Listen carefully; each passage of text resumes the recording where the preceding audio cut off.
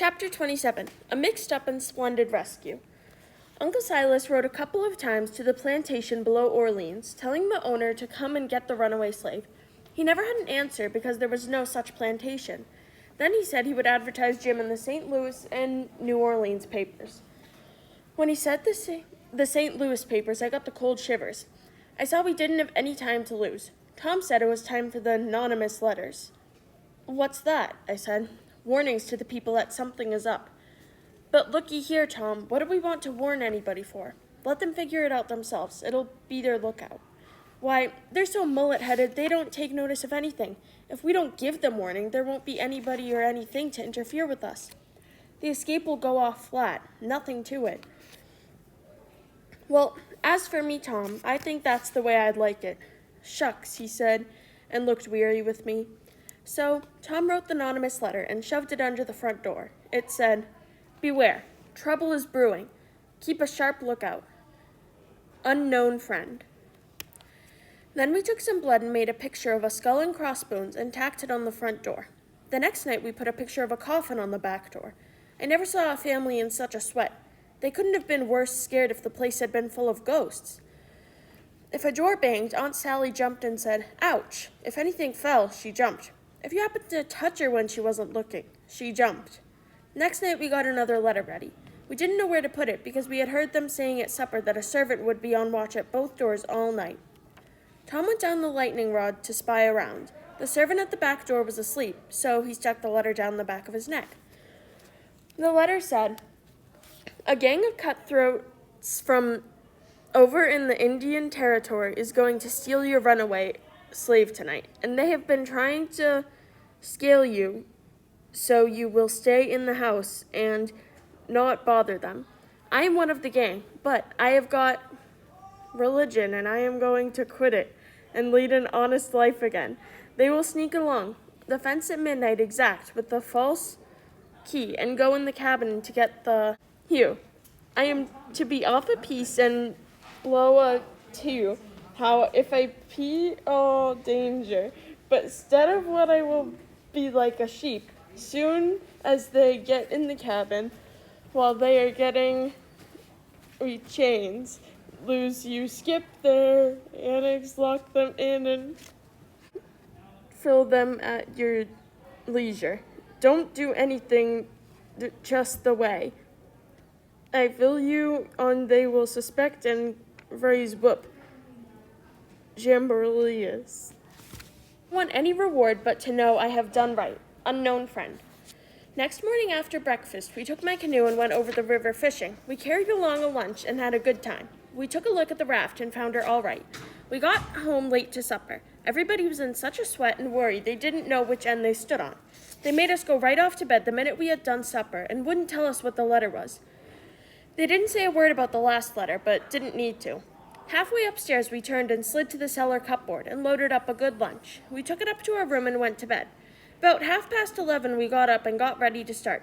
Tom said, "Where's the butter? You must have left it downstairs."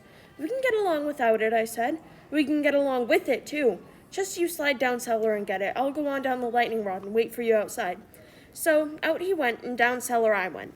The hunk of butter, big as a person's fist, was where I had left it.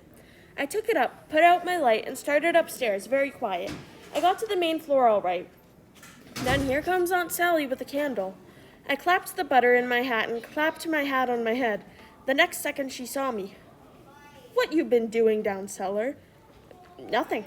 "Well then, what made you go down there this time of night?" I don't know, ma'am." "Don't answer me that way, Tom. I want to know what you been doing down there. You just march into that front room and stay there till I come. You've been up to something you had no business to. I intend to find out what it is before I'm done with you." She went away, and I opened the door and walked into the front room. My, but there was a crowd there, 15 farmers, and every one of them had a gun. I was so sick I slunk to the chair. The men talked a little in low voices and all seemed uneasy, but trying to hide it. They kept taking off their hats and putting them on, and scratching their heads and changing their seats, and fumbling with their buttons. I wasn't easy myself, but I didn't take my hat off all the same. I did wish Aunt Sally would come and lick me if she wanted to, so I could get away and tell Tom how we had overdone this thing. We had got ourselves into a thundering hornet's nest. We had better stop fooling around now and clear out with Jim before these men got out of patience and went for us. At last, Aunt Sally walked into the room and began to ask me questions. I was shaking all over and ready to sink in my tracks. I was so scared. The men had gone into such a fidget by now that some of them wanted to start, saying it was only a few minutes to midnight.